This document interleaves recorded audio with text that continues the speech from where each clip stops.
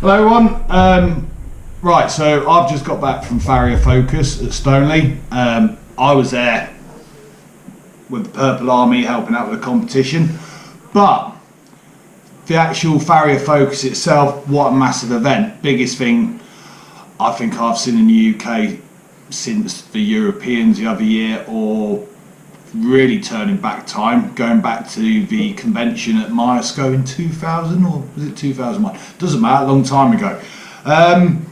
Obviously caught up with a lot of old friends, a lot of old students and stuff like that. But also got around some of the stalls and some fantastic tools and equipment, shoes on the market these days. Basically what we're doing today is an unboxing video. As much as I really don't like these unboxing videos you see all over YouTube, but I just wanted to go through some of the stuff I've got out from this weekend. More of a debagging video, funny enough. Wouldn't want to debag the person who made these tools. Can only imagine what his poor wife has to see when he gets changed. But anyway, I digress. So what I ended up doing, and the reason for all this, I've had quite a few requests to do some videos on tool and fullering. Second to that, I've actually got hose competition coming up in the next couple of weeks, and the army competition, which has got a hunter class with tool and fullering on the foot. Having a bit of a knock around in the forge the other day with my mate Chris, suddenly realised actually my tool and fullering kit, which I've had a long time, made it myself, and it used to be really good. It's just got tired and it's just got beyond the point of being fixed really. So I thought, let's get some new stuff. There's a lot of good stuff on the market, and start fresh. So had a look around.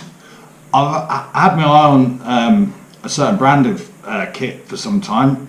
Because I've had stuff from this guy before, and it is really good quality, well thought about and fit for purpose stuff.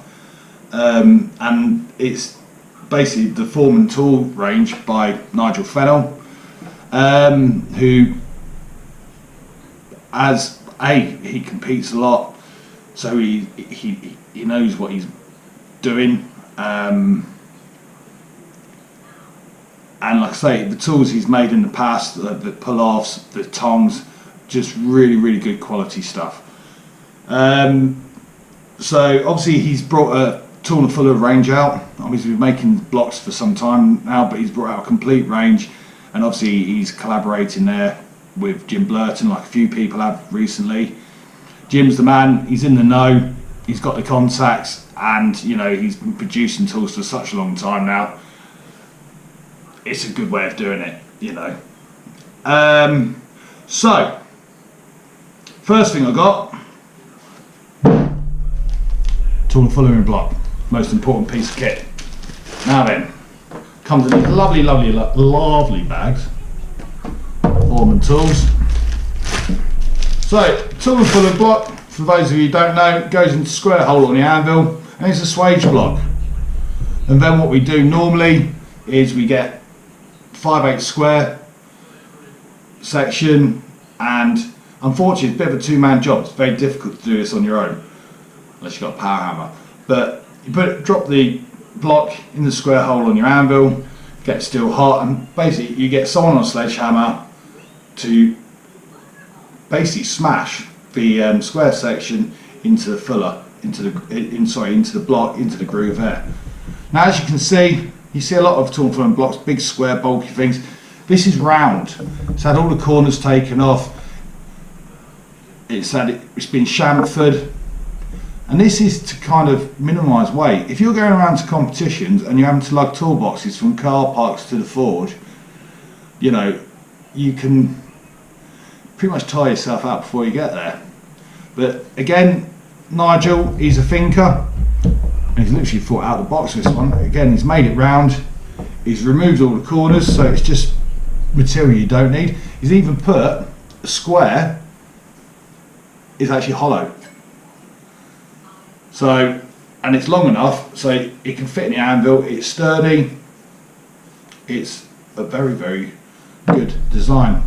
See, it says Hind block there. They do come in different sections, different sizes. There's even a Pacific block for if you're doing tool and fuller caulkins, so you can get the face of the caulking onto the angle. Obviously, going back to my video I did a while back to do with direction of travel of caulkins and front faces of them. Traditionally, hunters weren't actually parallel to the toe anyway, but if that's just a preference, and if you're copying a specimen shoe and it is, then you've got to copy it. Loads of different ways of doing it, as you can see in the video I did previously, but again, a tool, it will do it for you. It's got to be better. So good, strong, solid block. Height of the block is quite important, height here, because what the height means is if you are forging caulkins or wedges, you've actually got space to get over with your hammer without clipping the side of the anvil, and you can work down this face of the block there. So weld, you know, one of the things, I mean, my welding's terrible, I'm not going to lie, but one of the things I've seen in the past with a lot of people is, you know, they're forging away and all of a sudden this detaches from the main block itself, and then if you're in the middle of a competition class, you're in a whole world of doo-doo really. But this, you know, the weld quality, absolutely phenomenal. I don't know if you can see that, certainly a lot better than I could do. But yeah, it's a good, solid, quality block. You know, nice logo there as well. You know, obviously we'll be going in the forge later on this week. Give this a go, start practicing. I'm going to make some videos on how to tool and fuller, how to, the thing with these blocks as well is very often we put a lead pad, we melt some lead and we make a pad between the block and the anvil to stop it from bouncing out. We'll do a video on how to do that, because there's a few little, it sounds daft, but there's a few little tricks you can do to make that process a lot easier as well, and what type of lead you use. So we'll do that, and also go through actually how to tool and fuller, a wide tool and fuller, what it's for, etc. And maintaining the tools, because if you don't maintain it, and you've got to do it little and often, you'll just end up having to buy tons and tons of kit, and it's not cheap, you know, especially for the good quality stuff. Might even, moving forward into the future, might do some videos on actually how to make tool and fuller blocks. What else do we get? Right, so if you're going to tool and fuller, we've got the tool, you need a fuller. So we've got first fuller you're going to need, because obviously when it comes out the block you've got a very pointy section, you've got a fuller into the top of it. It's very hard to get a nice straight line on it without the fuller sliding off. So we've got a guide fuller. And what a guide fuller is, it's like an ordinary fuller, but it has split in it. And I'll just say as well, all these fullers do come with these lovely, incredible leather pouches. I've heard Nigel does like a leather pouch, but you know, again, something I don't really want to go into detail about. But yeah, these are absolutely just quality. Cut above the rest really. But yeah, so we've got the guide fuller, colour coordinated handle, because you know often you get muddled up. Big G on it, the guide. And as you can see, you've got a fuller blade and an actual guide blade. So this will sit on top of the section, and then gives you, you don't need to go in deep, just one run, it doesn't have to be too hot neither, in fact it doesn't want to be too hot, but again, more about this in the demo. And that will cut in, that will leave a mark, and then we'll put our on that mark, we'll get it hot again, we'll put our next tool in, and the next tool for this, it's this one, with a yellow handle, another nice leather pouch, is the splitter. And that's not someone from the Judean people's front, it's actually a tool. And what the splitter is a very, very, very, very fine, sharp fuller. I've got to say, with the initial, obviously the letter of what the tool is, the coloured handles, and the branding, these are absolute, proper, full-on, sexy tools. I haven't been this excited picking up a tool for quite some time. Anyway, I digress.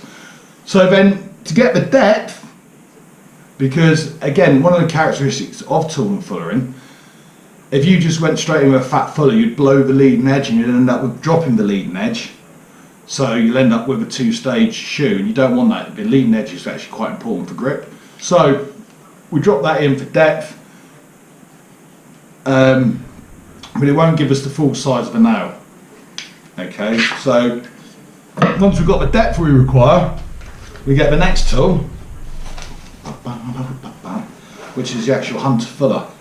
Again, in a nice leather. This is green, and obviously the lettering on the fuller itself corresponds with that. H, hunter fuller, and you can see this looks more like a quite narrow traditional fuller. Okay.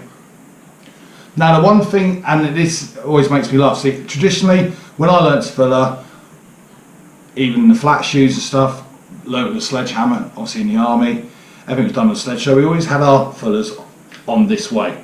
Boom, boom, boom. When you're tooling a fuller, you're using a striker, and actually a striker is really important, even on the fullering stage, because you don't want to be hitting tool and fullered shoes too much on the top, or if at all. And the one way to level it is by fullering it and holding it flat on the handle, so you need to have someone on the sledgehammer running your fuller around for you. It does help. You see a lot of people will get used to what we used to call left-handed fullering, so the fuller's on the other way and you're coming around striking it yourself. And these, obviously when you're tooling fuller, you've got a fuller that way around. And you see a lot of people getting very confused. It's quite funny. But us who were taught old school way, who we always get laughed at for doing it the wrong way, actually tooling fulling comes very easy to us. So yeah, it's good to practice that. So yeah, beautiful. So then you go through this, it will give you the width, split's got your depth, this will give you a width without distorting the shoe too much. So, awesome. So keep an eye out over the next week. We will be putting some videos together actually using this stuff. Well, first of all, we're just going to use it just to see what comes out the other end. And then, you know, over the next sort of week or so, we'll be doing some videos on tips on how to use the stuff, how to maintain it, little tips to make tooling fulling that little bit easier. Because there are, again, the more experienced you are doing it, the better you get, and there are a few little hints and tips you can do to make this a lot more consistent. Okay, yeah, it's just really important. So cool. So it's going to be a giveaway. I've got a prize to give out. Obviously, more details on how to win this over the next video, which will be on actually using this stuff, which will come out later in the week, as I said. And what I've got here is this Foremans leather hammer case. So if you watch the next video, there'll be details how this could be wanging its way over to you.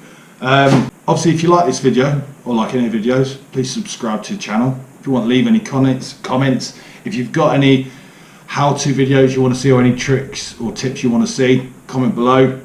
Give it a like, give it a thumbs up. Also, you can follow on Instagram, and the Instagram page is Foremans Forging. Again, lots of educational stuff we try to post on there.